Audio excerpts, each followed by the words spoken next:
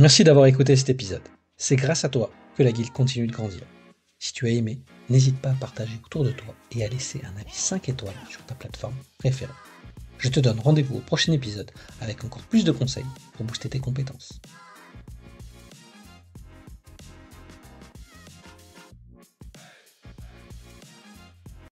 Lors du précédent podcast, je vous ai parlé des principales erreurs à éviter avant de vous lancer dans un projet d'automatisation des tests.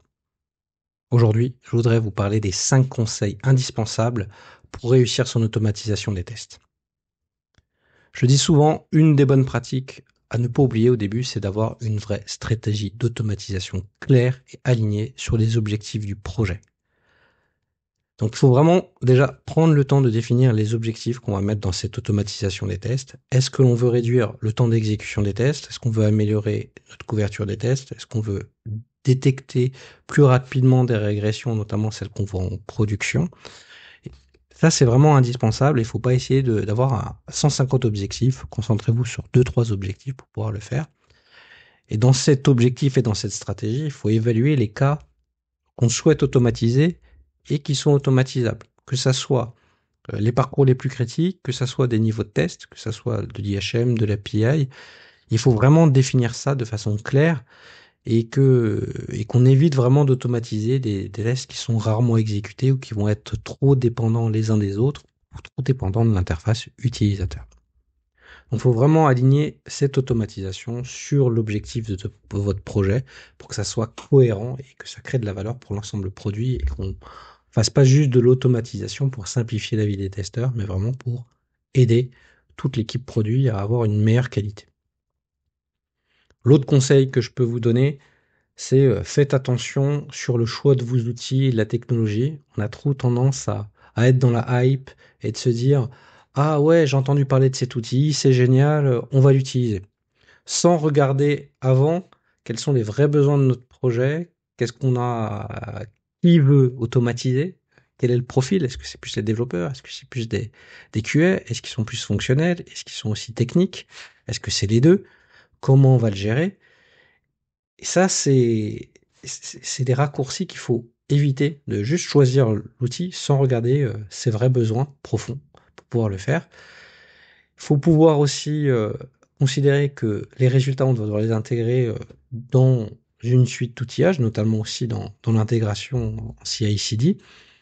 Et donc, un conseil qu'il ne faut pas faire, auquel il ne faut pas bypasser, c'est vraiment de tester 2-3 outils, de le prendre en main avec les personnes qui vont vraiment créer et maintenir les tests. Et ça évitera de faire des erreurs qui ne vont pas être assez efficaces. Troisième conseil, c'est vraiment de penser maintenabilité et stabilité de vos tests automatisés. Donc là, il faut vraiment s'assurer qu'on ait les vraies compétences pour qu'on puisse avoir la bonne architecture, les bons design patterns. Le design pattern le plus connu, notamment côté test IHM, c'est le Page Object Model. Donc, si vous êtes avec des automaticiens qui ne savent pas ce que c'est un design pattern ou qui ne savent pas ce que c'est le Page Object Model, faudra peut-être challenger et mettre au niveau pour être sûr qu'on a une bonne maintenabilité à ce niveau-là.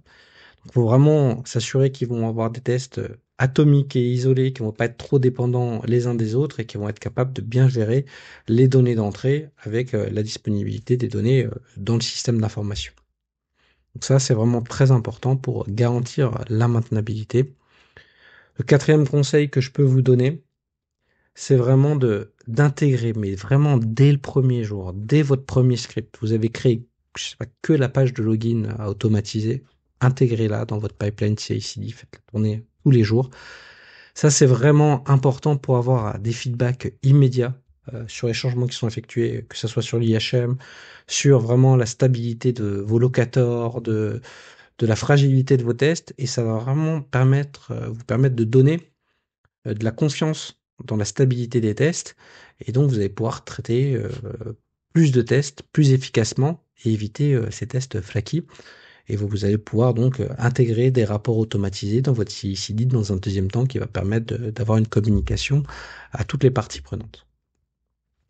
Le dernier conseil que je peux vous donner, c'est aussi penser pilotage et KPI dès le début de votre projet et de se dire qu'est-ce qu'on doit monitorer, qu'est-ce qu'on doit suivre.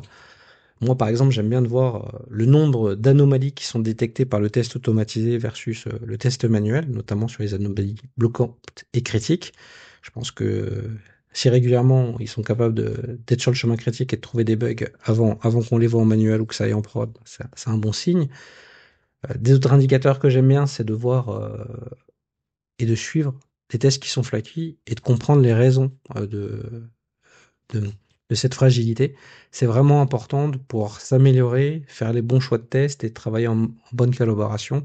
Peut-être qu'on avait des tests qui étaient stables et d'un coup, il y a des jeux de données qui sont beaucoup plus volatiles à cause d'un tiers. Donc ça nous permet de travailler avec cette équipe pour comprendre ce qui s'est passé et retrouver une situation plus stable. Donc ça va permettre vraiment de bien travailler, de s'améliorer, d'optimiser en continu ces scripts automatisés. Donc j'espère que ces 5 conseils vous aideront à garantir le succès de vos démarches d'automatisation et qui vous permettent de les rendre plus rapides et plus fiables avec des résultats mesurables et durables. Merci d'avoir écouté cet épisode. C'est grâce à toi que la guilde continue de grandir. Si tu as aimé, n'hésite pas à partager autour de toi et à laisser un avis 5 étoiles sur ta plateforme préférée. Je te donne rendez-vous au prochain épisode avec encore plus de conseils pour booster tes compétences.